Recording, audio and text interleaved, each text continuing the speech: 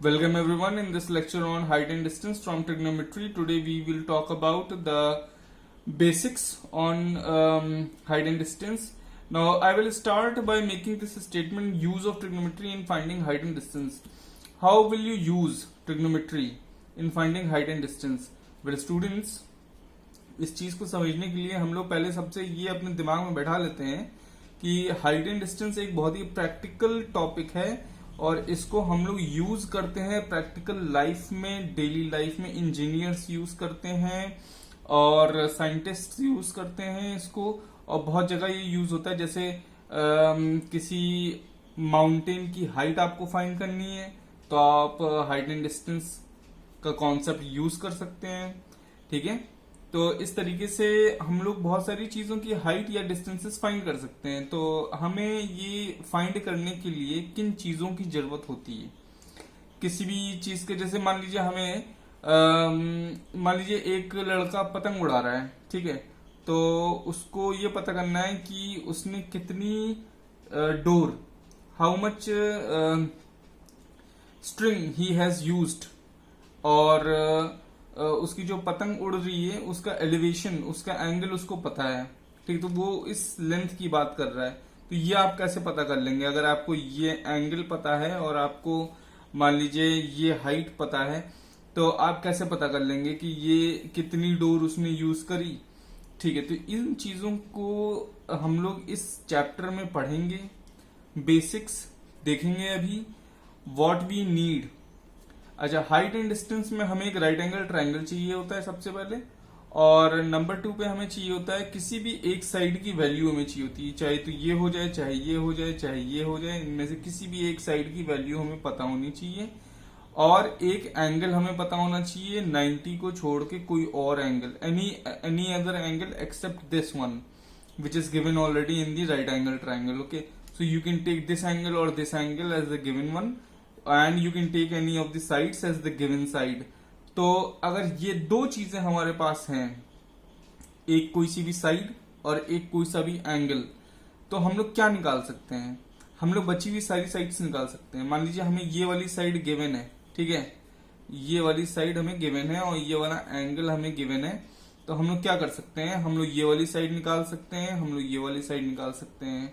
अच्छा, ये वाला एंगल हमें पता है, ये वाला एंगल तो 90 है, तो ये एंगल आपको ऑलरेडी पता है, आप निकाल ही लेंगे 180 वाले फॉर्मूले से, ठीक है। तो मेन जो टास्क बचता है वो बची हुई साइड्स निकालने का टास्क बचता है, वो आप कर सकते हैं। और मान लीजिए ये क्वेश्चन थोड़ा डिफिकल्ट अगर है, मान लीजिए ये डबल एंगल का क्वेश्चन है। डबल एंगल का क्वेश्चन इस तरीके से हो सकता है, मान लीजिए एक लाइन ऐसे ड्रॉन है और यहाँ का एंगल कुछ और है, यहाँ का एंगल कुछ और है। तो मान लीजिए आपने एक साइड निकाल ली, उसके बाद आपने ये वैल्यू निकाल ली, उसके बाद आप कुछ और वैल्यू निकालेंगे। तो कई सारी चीजें, आप मल्टीपल वैल्यूज आप निकाल सकते हैं। क्वेश्चंस के नेचर पे डिपेंड करता है कि आप कौन कौन सी वैल्यूज निकाल सकते हैं।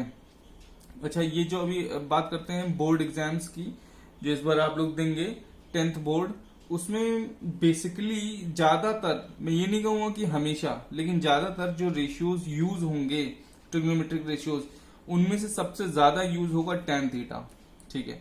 तो आप याद रखिएगा कि अगर आप tan थीटा, अगर आपके पास कोई क्वेश्चन आ रहा है बोर्ड में, तो याद रखिएगा ज्यादातर क्वेश्चंस में tan थीटा का यूज होगा, और ज्यादातर क्वेश्चंस बेस्ड होंगे आपके डबल एंगल्स पे। जैसे कि ये मैं आपको अगले लेक्चर में बताऊंगा, कई सारे डायग्राम्स बना करके दूंगा। उन डायग्राम्स के अलावा कोई और डायग्राम आपके क्वेश्चन में नहीं आएगा। अगर आपने उन डायग्राम्स की प्रैक्टिस कर ली तो आप मान के चलिए आपका हाइट एंड डिस्टेंस का कॉन्सेप्ट क्लियर है और आप उस क्वेश्चन को क्रैक कर लेंगे बड़े इजीली। बस आपको 5 से 6 तरीके के डिफरेंट डायग्राम्स देखने होंगे, और उन 5 से 6 डिफरेंट डायग्राम्स में कैसे क्वेश्चन को सॉल्व करना है ये समझना होगा। इसके अलावा इस चैप्टर में कुछ भी नहीं, ये सबसे इजी चैप्टर है, इसको बहुत इजीली हम लोग समझ भी सकते हैं। चलिए आइए अब हम लोग देखते हैं कि ये इसमें बेसिक्स में हम लोग को कुछ 2-4 चीजें हम लोग समझते हैं क्या क्या है हमारे पास, जो हाइट एंड डिस्टेंस में हमें केयर करने की जरूरत है, वो क्या क्या चीजें हैं। जैसे कि प्रॉब्लम्स आर प्रैक्टिकल। सबसे पहली चीज, आपको आपका माइंडसेट इस तरीके का रखना है कि जो क्वेश्चन दिया जा रहा है सबसे इंपॉर्टेंट होता है इसमें क्वेश्चन को रीड करना और डायग्राम बनाना। अगर आपने क्वेश्चन को रीड करके करेक्ट डायग्राम बना लिया, आपका 75% क्वेश्चन वहीं सॉल्व हो गया, केवल कैलकुलेशन रह जाएगा बस, जो आप बहुत इजीली कर लेंगे। इसमें कैलकुलेशन के नाम पे कुछ भी नहीं होता है, बस √3 और √2 इस तरीके की 2-4 चीजें मल्टीप्लाई डिवाइड करनी होती हैं, आंसर आपका बहुत ही इजीली आ जाता है। बस आपको सबसे मेन चीज है कि हम डायग्राम सही बना लें, और डायग्राम सही बनाने के लिए हमें जरूरी है ये पता करना कि क्वेश्चन क्या कह रहा है हमसे, ठीक है। तो ये हम कैसे पता करेंगे कि क्वेश्चन में क्या लैंग्वेज लिखी हुई है? अगर हम अपने माइंड को प्रैक्टिकली सोचें, क्वेश्चन को प्रैक्टिकली सोचें और माइंड को इस तरीके से सेट कर लें कि ये प्रॉब्लम हमारे साथ हो रही है, ये जो भी सिचुएशन है ये हमारे साथ हो रही है। हम कहीं पे खड़े हो, किसी बिल्डिंग के ऊपर खड़े होकर के किसी ऊंचे से टावर को देख रहे हैं, या अगर हम जो है किसी बर्ड को उड़ते हुए देख रहे हैं आसमान में, और उसी बर्ड का रिफ्लेक्शन हम देख रहे हैं नीचे जो पानी है उसमें, तो हमें कुछ चीजों का पता होना चाहिए कि अगर हम रिफ्लेक्शन देख रहे होते हैं तो वो ऑब्वियस है कि फिजिक्स में उतना ही नीचे होता है जितना ऊपर होता है। इन सब चीजों को अगर आप प्रैक्टिकली समझ सकते हैं तो क्वेश्चन बहुत इजी हैं आपके लिए। जैसे मान के चलिए कि अगर किसी भी एक टाइम पे एक पिलर है, ठीक है, और उस पिलर के शैडो बन रही है, ठीक है।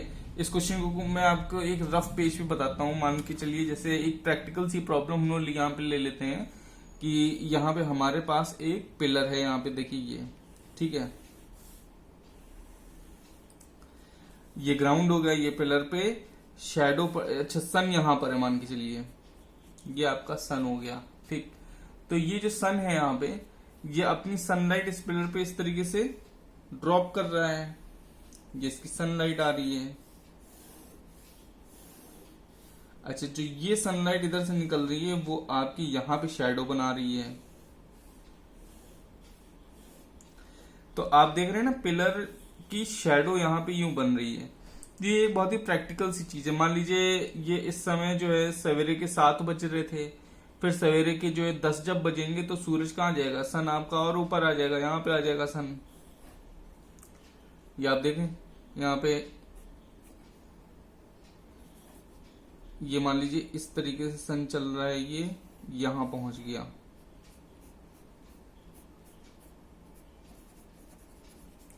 अब यहां पे सन जब आ जाएगा तो ये शैडो आपकी इस तरीके से बनेगी, ये देखिए।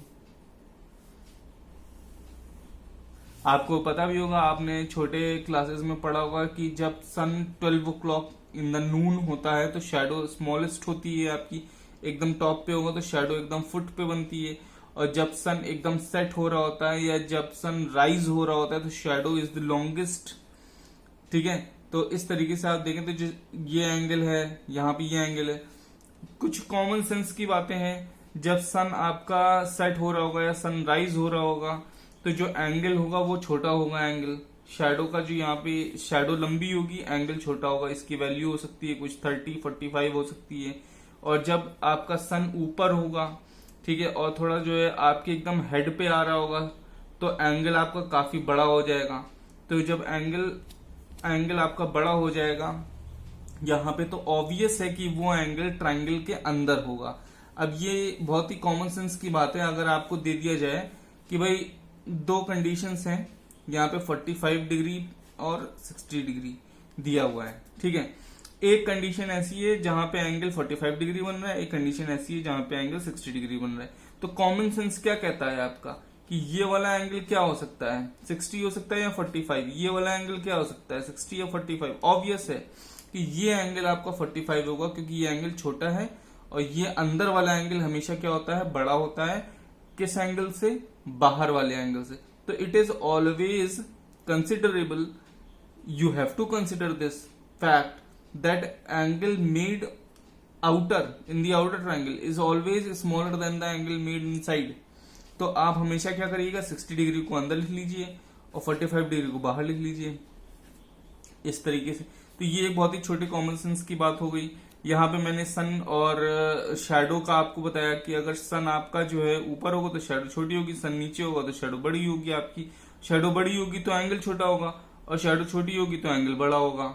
तो ये इस तरीके से कुछ चीजें होती हैं।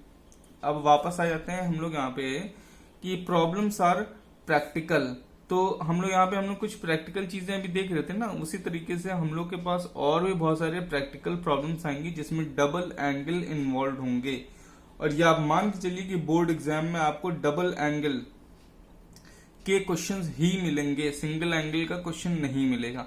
जैसे अभी मैंने आपको ये वाला एग्जांपल दिया जिसमें दो तरीके के एंगल बन रहे थे, देखिए एक ही एंगल एक ही एंगल। इस तरीके का क्वेश्चन ऐसा भी हो सकता है, मान लीजिए यहाँ पे एक आपका ये बिल्डिंग है, इस बिल्डिंग पे एक आदमी खड़ा है और इस बड़े से टीवी टावर को देख रहा है वो। तो वो टीवी टावर को जब ऊपर देख रहा है तो एंगल बन रहा है उसका ये, और जब उसी टीवी टावर के एकदम फुट को वो देख रहा है तो एंगल बन रहा है ये।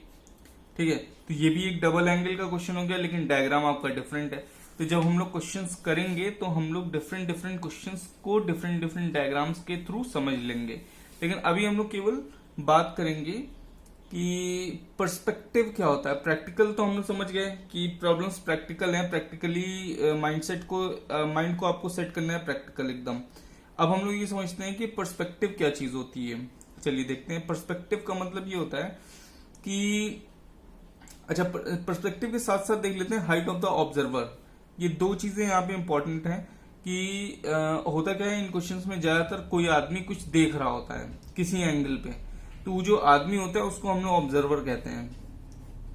तो ये आदमी जो है इसकी हाइट हो भी सकती है और इसकी हाइट नहीं भी हो सकती है क्वेश्चन में, कि ये थोड़ा सा आपको लगेगा कि ऐसा कौन सा आदमी है जिसकी हाइट नहीं है। लेकिन क्वेश्चंस में ऐसा कभी कभी, ज्यादातर क्वेश्चंस में ऐसा होता है कि जो ऑब्जर्वर है उसकी हाइट नहीं होती।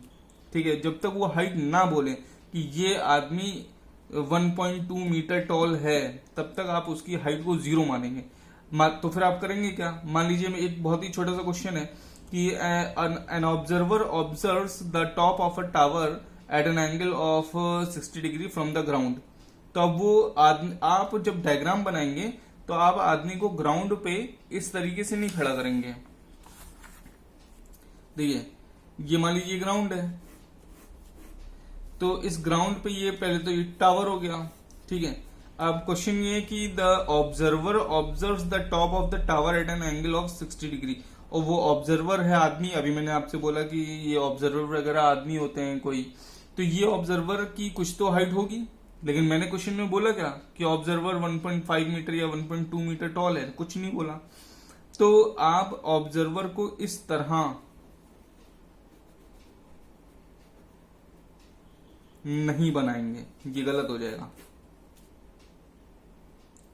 क्यों? क्योंकि मैंने ऑब्जर्वर की हाइट नहीं बोली। तो इस केस में बड़ा फनी सा आपको एक काम करना होगा कि ये ग्राउंड है आपका, ठीक है, ये टीवी का टावर है आपका, सीधे ऑब्जर्वर की आईज आप यहां पे रख दीजिए ग्राउंड पे। From this point he is observing on the ground.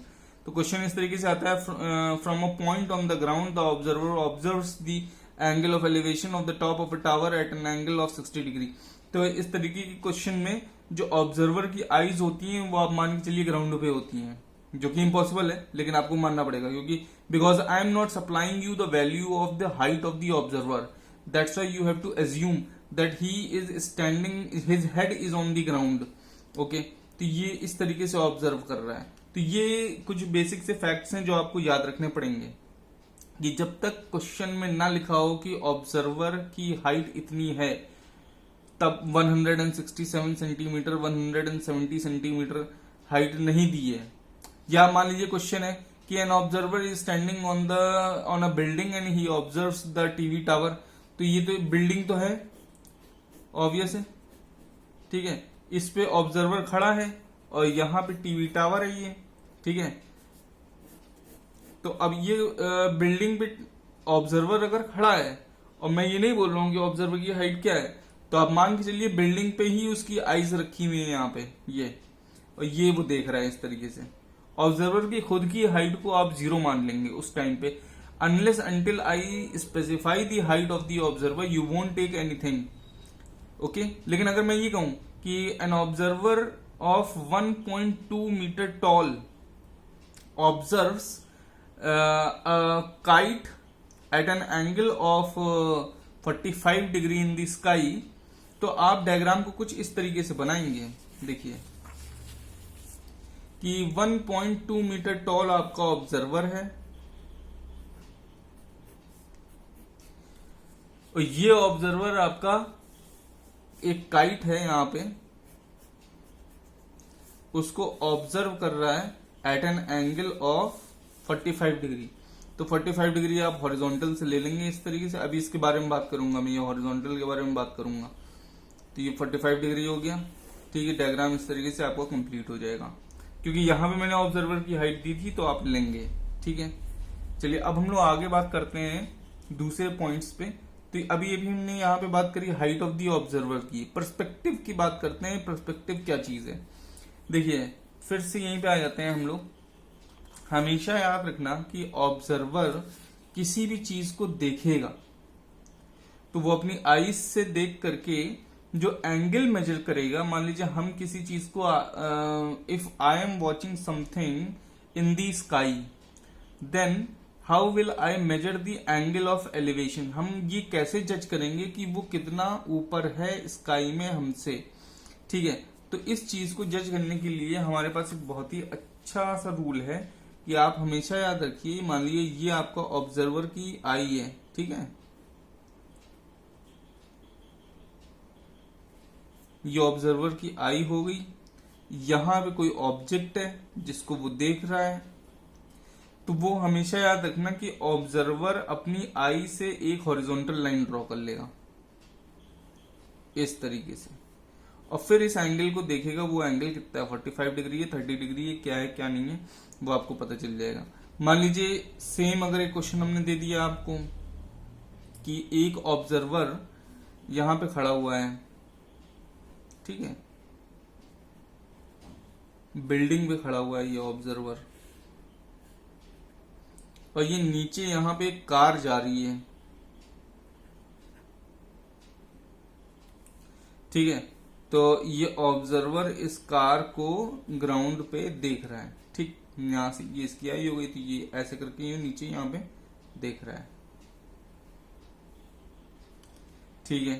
तो अब आप ये कैसे पता करोगे कि ये कितने एंगल पे देख रहा है। तो आपको क्या करना है, एक रूल आपको याद रखना है। वो रूल ये है कि आप ऑब्जर्वर की आई से, ऑब्जर्वर की आंख से एक हॉरिजॉन्टल लाइन ड्रॉ करेंगे हमेशा। तो ये ऑब्जर्वर की आंख है, यहां से आप एक हॉरिजॉन्टल लाइन ऐसे ड्रॉ कर दीजिए। ये जो आपने हॉरिजॉन्टल लाइन ड्रॉ की है, इस हॉरिजॉन्टल लाइन से ये एंगल आप मेजर करिए, ठीक है। ये जो भी एंगल, मान लीजिए ये एंगल है आपका 45 डिग्री, तो इसका मतलब ये हुआ कि the observer is observing the car eight an angle of 45 degree, और ये एंगल होगा एंगल ऑफ डिप्रेशन, क्योंकि हम नीचे देख रहे हैं। और जब इसी केस में ऑब्जर्वर यहां पे खड़ा हो जाए,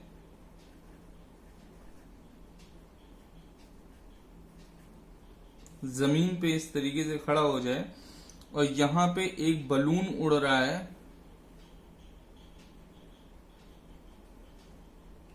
उस बलून को वो ऊपर देख रहा है इस तरीके से, तो अब उस बलून का एंगल क्या होगा।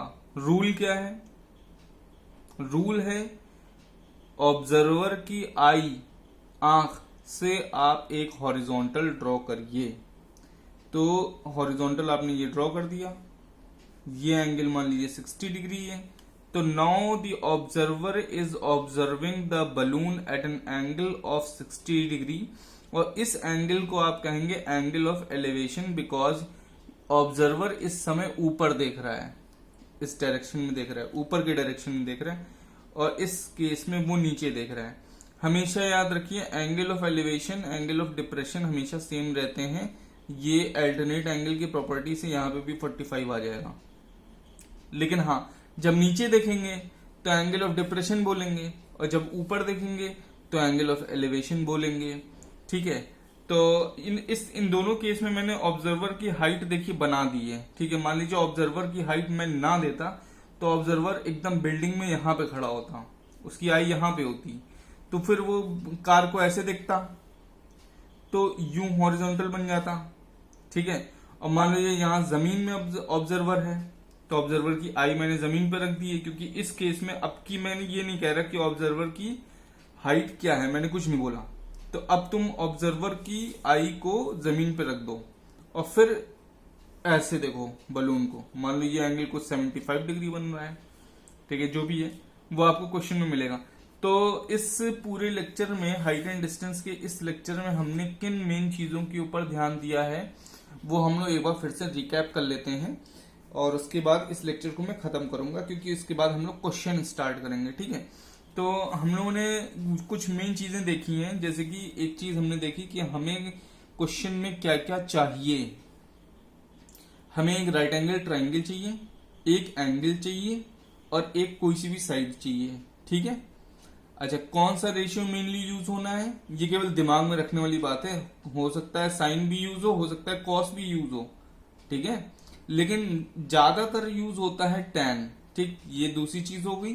तीसरी चीज, प्रॉब्लम्स को आपको प्रैक्टिकली सोचना है। सबसे बड़ी बात, आपको अपनी सोच प्रैक्टिकल बनानी है। आपको क्वेश्चन में वहां जाके खड़े होना है जहां पे वो कह रहा है ऑब्जर्वर है, वहां पे आप जाइए, खुद खड़े होकर के देखिए कि आप चीजों को किस तरह ऊपर देखेंगे, नीचे देखेंगे, किधर देखेंगे, किस तरीके से देखेंगे, वो सब आपको उस क्वेश्चन में खुद जा करके देखना है। ठीक है ना।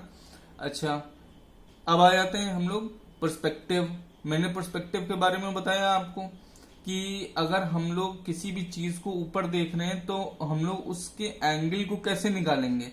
एंगल निकालेंगे हॉरिजॉन्टल बना करके, अपनी आंख से हॉरिजॉन्टल ड्रॉ करेंगे, और फिर अगर ऊपर देख रहे हैं तो हॉरिजॉन्टल से ऊपर वो एंगल ऑफ एलिवेशन हो जाएगा, और अगर आंख से नीचे देख रहे हैं तो वो एंगल ऑफ डिप्रेशन हो जाएगा। हाइट ऑफ द ऑब्जर्वर के बारे में मैंने आपको बताया कि जब तक ना बोला जाए क्वेश्चन में हाइट ऑफ द ऑब्जर्वर आप नहीं लेंगे, जीरो रखेंगे उसको, ग्राउंड भी उसकी आंखें रख देंगे। एंगल ऑफ एलिवेशन डिप्रेशन में बता चुका हूं क्या होता है। अच्छा, foot of the tower, foot of the tree, foot of the हिल, ये सब क्या है। फुट क्या चीज होती है? फुट होता है जमीन पे कोई चीज। मान लो मैंने यहाँ पे एक ड्रॉ किया है, छोटा सा डायग्राम बना रहा हूं मैं। मान लो ये एक मैंने यहाँ पे ग्राउंड बना दिया, ये एक टीवी टावर बना दिया है। ठीक है,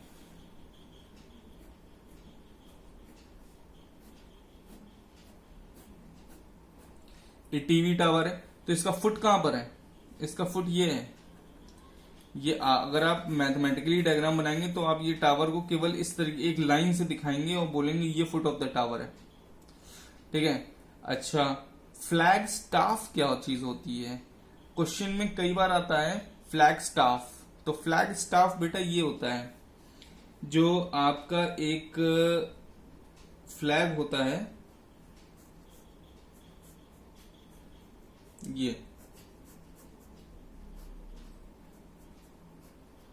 ये टॉप ऑफ द फ्लैग हो गया। ये चीज जो है, ये पॉइंट, ये तो टॉप ऑफ द फ्लैग हो गई। ठीक है। अच्छा, और ये क्या है? ये फ्लैग स्टाफ है। ठीक है, फ्लैग स्टाफ हो गया आपका। ठीक, टॉप एंड बॉटम हो गया इसका, ऊपर या नीचे। ठीक है। अच्छा, क्लिफ क्या चीज? अच्छा, यहाँ पे हमने अभी देखा कि फुट क्या चीज होती है, फ्लैग स्टाफ क्या होता है। अब हम देखते हैं क्लिफ क्या चीज होती है। ये क्लिफ भी कई बार वर्ड यूज होता है। क्लिफ बेटा जो है किसी भी माउंटेन के एकदम टॉप पॉइंट को, चोटी को कहते हैं। जैसे मान लीजिए ये आपका एक माउंटेन है। ठीक है, तो इस माउंटेन की जो क्लिफ है वो ये है, क्लिफ ऑफ द माउंटेन। ठीक है ना। तो ये कुछ बेसिक सी चीजें हैं। ये वर्ड्स जो हैं ये आपको क्वेश्चंस में यूज होंगे। इनका आप मतलब अगर समझ लें तो ज्यादा अच्छा रहेगा। बाकी अब नेक्स्ट लेक्चर में हम लोग कुछ प्रैक्टिकल क्वेश्चंस लेकर के आएंगे जो बोर्ड पर्सपेक्टिव से इम्पोर्टेंट हैं। ठीक है, तब तक के लिए आप इसको रिवाइज कर लीजिए।